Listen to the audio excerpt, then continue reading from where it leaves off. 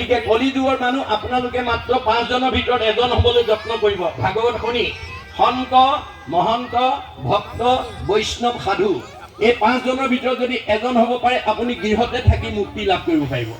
আমাৰ এই কেইজনৰ স্বভাৱটো কেনেকুৱা? পদুম ফুলৰ দৰে থাকে। পদুম ফুলৰ বৈশিষ্ট্য কি? বোকা পানীতে সৃষ্টি হয়, কিন্তু বোকা পানীয়ে কোনোদিন পদুম ফুলক লিপ্ত কৰি ৰাখিব নোৱাৰে। পদুম ফুল সদায় বোকা পানীৰ ওপৰত থাকে।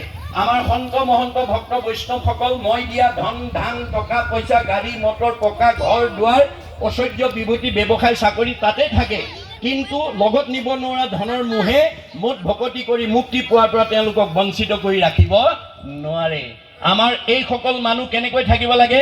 ব্ৰহ্মণাধ্যায় কৰ্মাণি সংগং ত্যক্তে কৰোতি যশ লিপ্ততে নশ পাঁচুন পদ্ম পত্ৰম মিম্মম ভাস। আমি কেনেকৈ থাকিব লাগে? পদুম ফুলৰ দৰে। আমি দেহাচমতে থাকক, কিন্তু ভাৱেৰে ঈশ্বৰক চিন্তা কৰি থাকক। বাছ সহজ উপায়।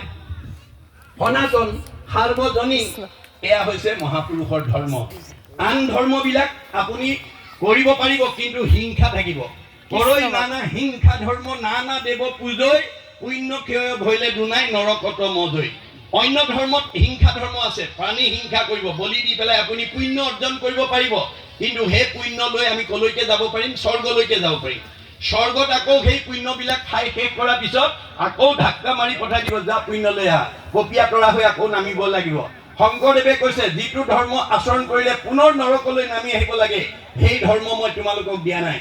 মই এনেকুৱা ধৰ্ম দিছো যিটো ধৰ্ম আচৰণ কৰিলে তোমালোকে 7টা ষ্টেপ পাৰ হৈ পৰম ব্ৰহ্মৰ ঘৰলৈ গুচি যাব পাৰিবা।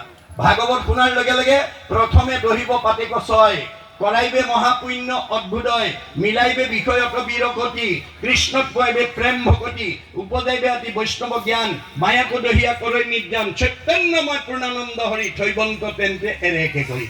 আমাক নি পেলাই ব্ৰহ্মত বিলীন কৰি দিব লাগিব আৰু ঘূৰি আহিব নালাগে।